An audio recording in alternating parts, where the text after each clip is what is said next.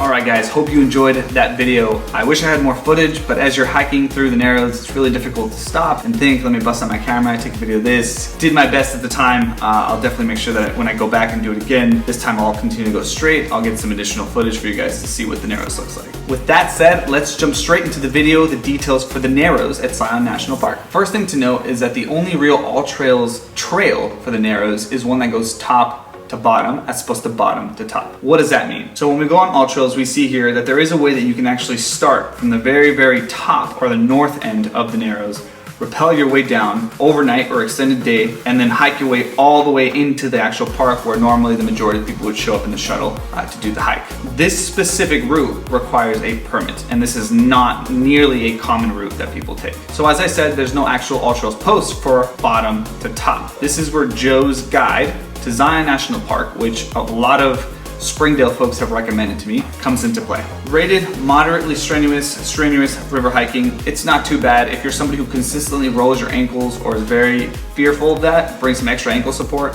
That's really the hard part about this hike, is that you're stepping on rocks and sometimes they're a little loose, so just make sure that you feel pretty comfortable with your stability. Access. This is the final stop on the Zion shuttle. So Zion National Park is not like many other national parks. During, I think, spring, summertime, and even some of fall time, you have to get on the shuttle from the entrance or the visitor center, and then you get off on your stop. It's not like other places where you drive up to it, you do whatever you want. In this case, this is the last stop, and you stop at the Temple of Sinawaba. The Temple of Sinawaba, I hope I'm saying that correctly. Allow at least 6 hours to enjoy the best sections of the Narrows. That is the exact time that we did, and we got to where it says Wall Street and Orderville Canyon, which I'll talk about in a little bit. It's a very gradual ascent up the river, and important to note that bottom up does not actually require a permit. So you get to the entrance of Zion, you come in, or if you're staying at a hotel nearby, however it is that you get to the visitor center, and there's a shuttle. And this is pre-COVID. Normally when you go, you have to show either your parks pass or you paid for the day, and then you wait in line for the shuttle. And as I mentioned, that shuttle takes you all the way around, and you can get off here, you can get off there, get back on, get back, etc. The Narrows at Zion are the very last stop. For this stop, you're gonna hike about a mile through a really beautiful trail. It's paved, so for people with wheelchair, that they wanna see where the Narrows starts and everything, it's very accessible. About a mile that you hike, and then you'll notice some stairs, and from the stairs you'll go down, and that's where the hike really starts. That's where you get into the water. Now for the majority of the day, you'll be hiking from shin to knee to some parts even waist deep water.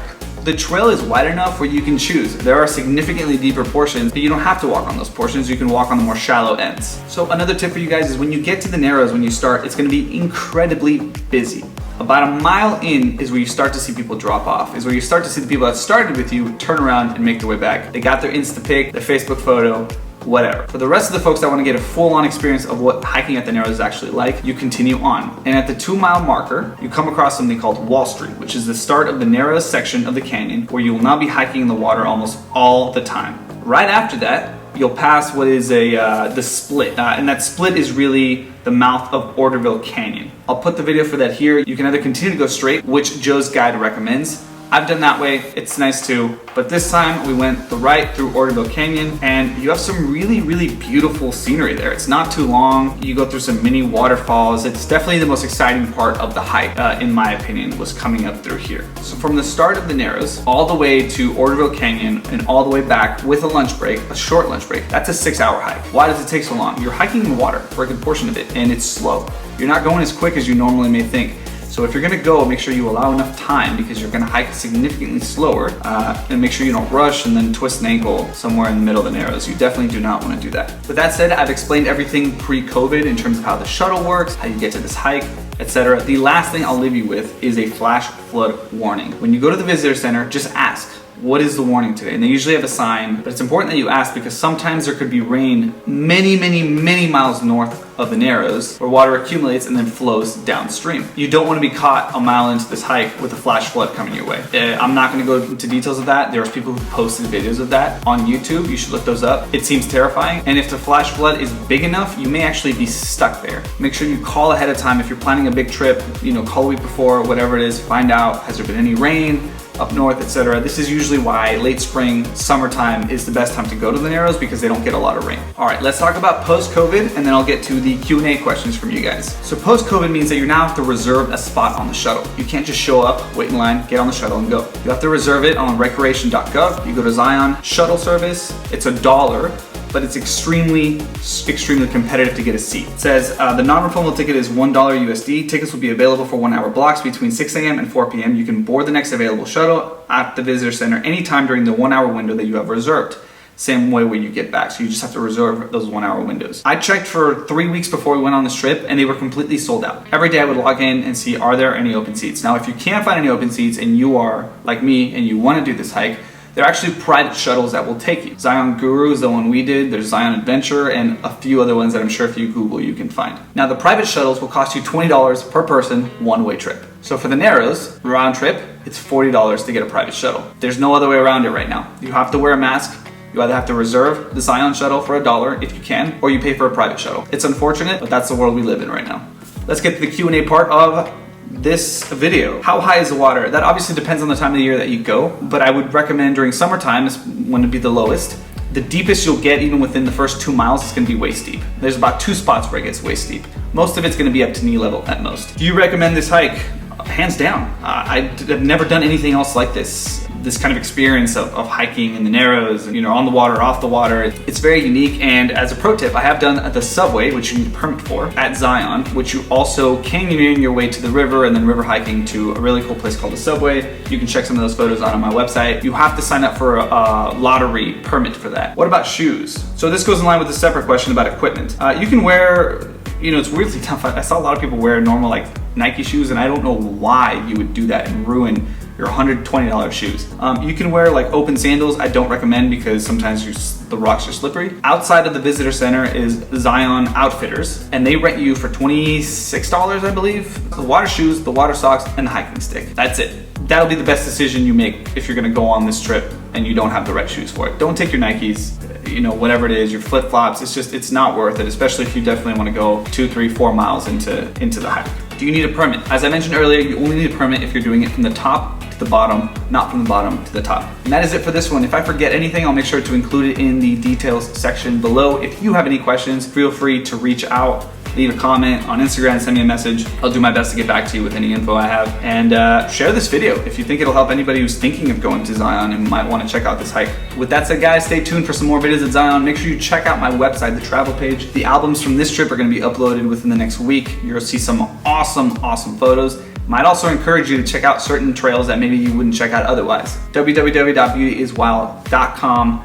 Go to the travel page, go to the Utah section. Make sure you check out my Instagram, instagram.com/beautyiswild with 2 eyes. And of course the YouTube channel, which I hope you've already subscribed to, youtube.com/beautyiswild with 2 eyes. See you guys soon.